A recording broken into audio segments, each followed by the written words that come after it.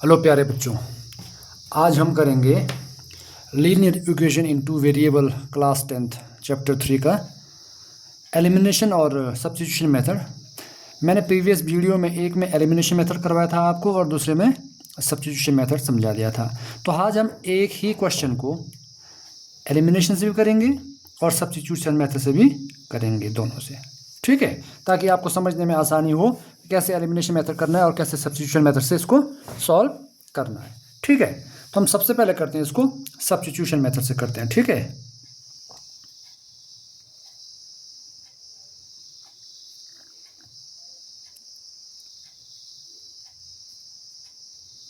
Method substitution method में जैसे मैंने पहले बता रखा है, पहले हमेशा क्या होता है, हम लोग नंबर को सब्स्टिट्यूट करते हैं। सबसे पहले क्या करेंगे, हम ये दोनों के इक्वेशंस बनाएंगे। ये हमारा इक्वेशन 1 हो गया, ये इक्वेशन 2 हो गया। यहाँ पे ज़्यादा डिटेल में नहीं कराऊंगा क्योंकि पूरी डिटेल में मैं पिछले वीडियो में करा चुका हूँ। अब चॉइस आपकी है, आपने इक्वेशन 1 से लेना है या इक्वेशन 2 से लेना है। चलो मैं लेता हूँ, अब मर्जी आपकी, अगेन कह रहा हूँ, आप इक्वेशन 1 से भी ले सकते हैं और इक्वेशन 2 से भी ले सकते हैं। चलो मैं क्या करता हूँ, मैं 2 से लेता हूँ, फ्रॉम इक्वेशन 2। अब 2 से लेने का मतलब क्या है, हमने जो वैल्यू को ले रखा है इस वैल्यू में हम यहाँ x की वैल्यू तैयार करेंगे या y की वैल्यू तैयार करेंगे। चलो मैं यहाँ x की वैल्यू तैयार करता हूँ। अगेन कह रहा हूँ, यहाँ आप इक्वेशन 1 से भी ले सकते हैं, इक्वेशन 2 से भी ले सकते हैं। जब हम लोग सब्स्टिट्यूट करेंगे तो हम x की वैल्यू को भी बना सकते हैं और y की वैल्यू को भी बना सकते हैं। ये चीज़ें ध्यान रखें। 2x इज इक्वल टू 2, ये माइनस 2y पर के प्लस 2y हो गया। x is equal to 2 plus 2y, ये मल्टीप्लाई, ये उधर जाके डिवाइड, तो ये हमारा बन गया x की वैल्यू। अब इस x की वैल्यू को हम लोग क्या करेंगे, सब्स्टिट्यूट करेंगे। किस में सब्स्टिट्यूट करेंगे, हमने किस से लिया था, फ्रॉम 2, तो हम किस में करेंगे इसको, 1 में। अब लिख सकते हैं आप सब्स्टिट्यूटिंग, लिख सकते हैं putting the value of x in equation 2 से लिया तो 1 में डालेंगे, 1 से लिया हो तो 2 में डालेंगे, और जो हमारे x की वैल्यू बना इसको हम इक्वेशन 3 लेट करेंगे। अब इक्वेशन 1 क्या है, 3x plus 4y is equal to 10। अब x कितना है, या 3 और x आपस में मल्टीप्लाई है, तो x की वैल्यू तो हमारे पास हमने बना दी है, तो x की जगह क्या सब्स्टिट्यूट करेंगे, 2 प्लस 2y अपॉन 2। ठीक, आगे क्या है, plus 4y is equal to में 10। अगर यहाँ पे ये कटने वाला होता तो हम इसको काट देते क्योंकि ये बार मल्टीप्लाई में है, मगर ये कटने वाला नहीं है। तो अब बार ये 3 है, ध्यान रखिए बच्चों, जो 3 है ये इसको भी मल्टीप्लाई करेगा और इसको भी मल्टीप्लाई करेगा क्योंकि ब्रैकेट के बाहर है। जो ब्रैकेट के बाहर की वैल्यू होती है वो ब्रैकेट के अंदर जितने भी नंबर जो भी होता है वो सबकी होती है। 3 इंटू एक्स हो गया, 3 into 6 plus 3 to 6y upon में क्या हमारे पास 2 plus 4y is equal to में 10। अब इसको हमने फर्दर सॉल्व करना है, साइन प्लस का तो यहाँ भी क्या निकलेगा, एलसीएम निकल जाएगा। अब एलसीएम क्या निकला हमारा एलसीएम निकल गया 2। एलसीएम निकालना तो आपको आता ही होगा, यहाँ पे 2 और 2 बराबर है तो इसको तो हम सेम लिखेंगे, 6 प्लस 6y। अब plus 4 to 8y is equal to में क्या है, 10 है। अब 6 प्लस 6y और 8y कितना होते हैं, 14y is equal to 10, divide उधर जगह क्या हो गया, मल्टीप्लाई। अब 14y is equal to 10 to 20 minus क्या होगा 6, ये प्लस उधर जगह क्या होगा माइनस, तो 14y इज इक्वल टू क्या हमारे पास 20 माइनस 6 कितना होता है 14, तो y is equal to 14 multiply उधर जाके क्या होगा डिवाइड, 14 से 14 कट गया तो y कितना निकला हमारे पास 1। अब जो y की वैल्यू निकल गया उसको किस में सब्स्टिट्यूट करेंगे, इक्वेशन 3 में, सब्स्टिट्यूटिंग या putting the value of y in equation 3। ठीक है, अब 3 में डालेंगे, इक्वेशन 3 क्या, x is equal to 2 plus 2y upon 2, x is equal to 2 plus 2, y की वैल्यू कितना 1, 2 और y आपस में मल्टीप्लाई है तो मल्टीप्लाई का साइन आएगा। अब 2 x इज इक्वल टू क्या आएगा, 2 plus 2 1 2 upon 2, x is equal to 2 plus 2 4 upon 2 cut गया, तो क्या आ गया हमारे पास? हमारे पास यहाँ पे x की वैल्यू आ गया 2 और y की वैल्यू आ गया 1, तो ये हमारा आंसर निकल गया। एक बार फिर मैं ब्रीफ करता हूँ। जब हम लोग दो इक्वेशंस लेंगे तो उसको हमने इक्वेशन 1 करना है, इक्वेशन 2 करना है। सब्स्टिट्यूशन मेथड में आप चाहे इक्वेशन 1 से ले लो, चाहे इक्वेशन 2 से ले लो, चलेगा। जैसे मैंने यहाँ में 2 से लिया था, 2 से लेने का मकसद क्या है, या 1 से या 2 से लेने का, हमने वैल्यू बनाना है। वैल्यू चाहे एक्स की बनाओ तब भी चलेगा, वाई की बनाओ तब भी चलेगा। पहली बात, इक्वेशन 1 और 2 बनेगा, 1 से भी ले सकते हैं, 2 से भी ले सकते हैं।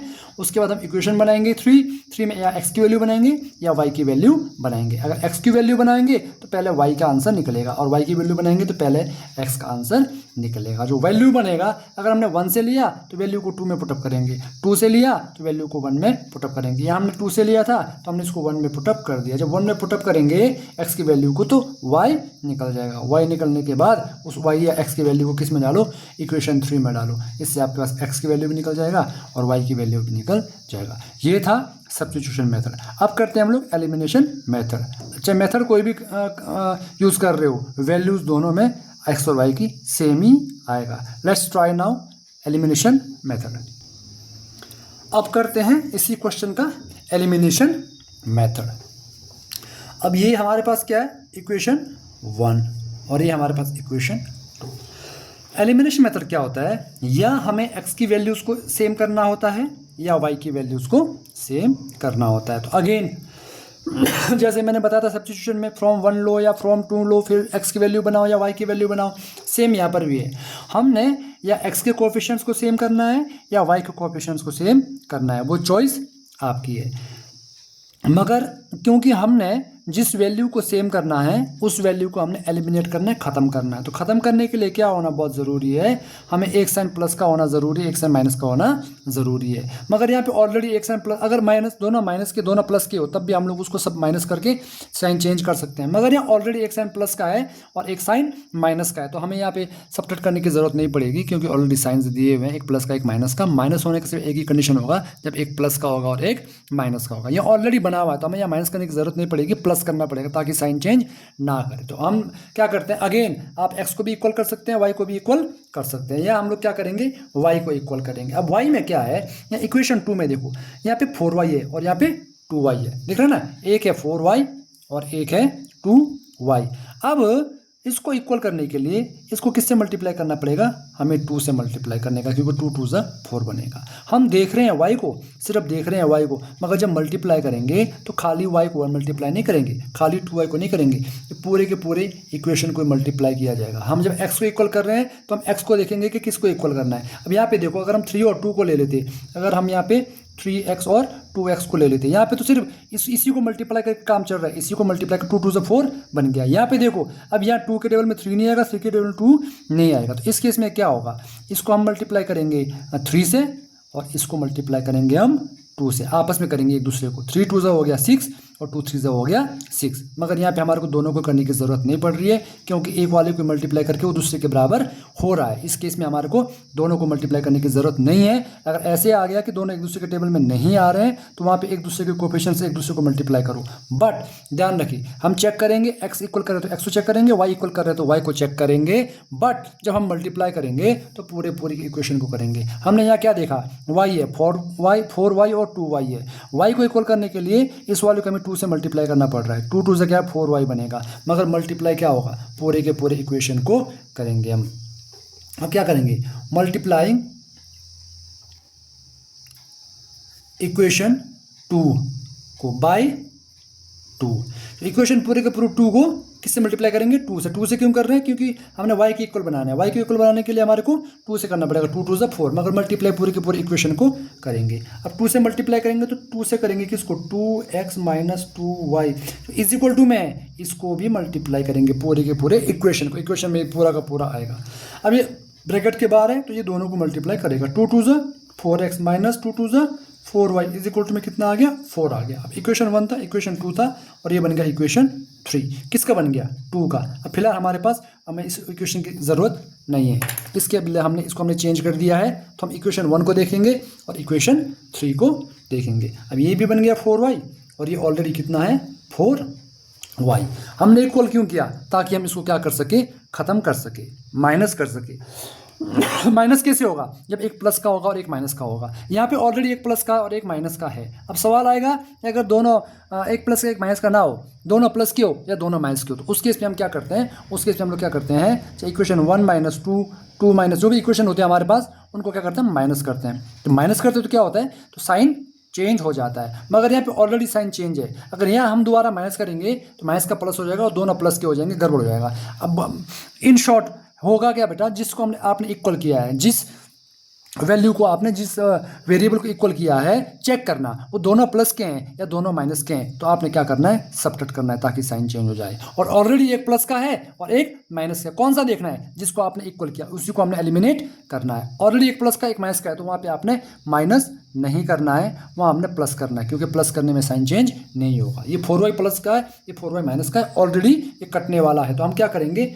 3 + 2, क्योंकि सॉरी 3 + 1, 2 का तो 3 बन गया हुआ है, ठीक है। तो इसका वैल्यू फिलहाल चेंज हो चुका है। अब 3 क्या हमारे पास? 4x - 4y = 4 और 1 क्या है? 3x + 4y = 10। तो यहाँ पे हमने क्योंकि प्लस किया है तो ये चेंज साइन नहीं होगा। अगर माइनस किया होता तो जो नीचे वाला होगा उसके सभी के साइन चेंज हो जाते। सभी के चेंज भी सभी के होंगे, ऐसा नहीं कि एक का होगा। मगर यहाँ ऑलरेडी एक प्लस का एक माइनस का है, ये सब्ट्रैक्ट हो रहा है तो हमें कोई साइन चेंज करने की ज़रूरत नहीं है। तो ये क्या हो गया? एलिमिनेट। इक्वल करने का मकसद क्या था हमारे को? वेरिएबल्स को, चाहे एक्स को चाहे वाई को, ताकि हम उसको ख़त्म कर सके। अब जिसको इक्वल करेंगे, इक्वल किसको किया? वाई को, तो वैल्यू किसका निकलेगा? एक्स को। अगर करेंगे इक्वल एक्स को तो वैल्यू किसका निकलेगा? वाई का। अब क्या होगा? 4 + 3 क्या हो गया? 7x = कितना आ गया? 14। x सॉरी 14 अपॉन 7 और x मल्टीप्लाई है, मल्टीप्लाई तो जाके डिवाइड होगा, क्या हुआ? 2। तो x कितना निकल गया हमारे पास? x निकल गया हमारे पास 2। और हमने जो किया था सब्स्टिट्यूशन मेथड, वहाँ भी x की वैल्यू कितना निकल गया था? 2 ही निकल गया था। अब जब वैल्यू निकला, अब ध्यान रखना, ये जो हमने वैल्यूज़ बना रखे हैं, दूसरे चेंज कर रखे हैं, उनमें नहीं डालना, जो ओरिजिनल इक्वेशंस होंगे उसमें डालना। अगेन यहाँ पर भी अब x की वैल्यू निकल चुका है, वहाँ पे क्या? अब यहाँ पे आप चाहे इक्वेशन 1 में सब्स्टिट्यूट करो चाहे इक्वेशन 2 में सब्स्टिट्यूट करो, आप किसी में भी सब्स्टिट्यूट कर सकते हो जो ओरिजिनल वाले आपकी इक्वेशंस है। तो x की वैल्यू को क्या करेंगे? या पुटिंग करो या substituting the value of x in equation, किस में डालते हैं हम लोग? चलो हम 2 में डालते हैं, ठीक। अब x 2 क्या इक्वेशन? 2x - 2y = 2 है। x कितना है? 2। तो 2 और x आपस में मल्टीप्लाई, x की वैल्यू कितना डाल दिया मैंने? 2 डाल दिया, क्योंकि x की वैल्यू कितना है? 2 है। -2y = 2। 4 - 2y = 2, -2y = 2, ये प्लस है, उधर जाके क्या होगा? -4 -2y = कितना होगा? एक प्लस का एक माइनस का माइनस होगा, 2 बड़ा नंबर माइनस का है तो -2, y = -2, 2 और y मल्टीप्लाई है तो उधर जाके डिवाइड में चला जाएगा। ये माइनस का तो माइनस ही रहेगा क्योंकि मल्टीप्लाई का डिवाइड हो रहा है। अब माइनस से माइनस कट गया, 2 × 1 = 2, y = कितना आ गया? 1, x कितना निकल चुका था? 2। तो ये हमारे आंसर। हमने जब किया था सब्स्टिट्यूशन मेथड, उसमें भी x की वैल्यू 2 था और y की वैल्यू 1, यहाँ पर भी x की वैल्यू 2 आया, y की वैल्यू 1, तो वैल्यूज सब दोनों के सेम आए। तो ये था सब्स्टिट्यूशन मेथड और एलिमिनेशन मेथड। आई होप पहले मैंने आपको अलग से करा दिया सब्स्टिट्यूशन मेथड डिटेल में, फिर मैंने करा दिया एलिमिनेशन मेथड डिटेल में, और अभी हमने सब्स्टिट्यूशन एंड एलिमिनेशन दोनों को इकट्ठे किए ताकि आपको समझने में आसानी हो। अब मुझे लगता है आपको सब्स्टिट्यूशन मेथड और एलिमिनेशन मेथड पूरा समझ आ गया होगा। बाकी अब हम इससे रिगार्डिंग जो क्वेश्चंस होंगे आगे वो क्वेश्चंस अगली वीडियोज़ में करेंगे। तब तक के लिए धन्यवाद।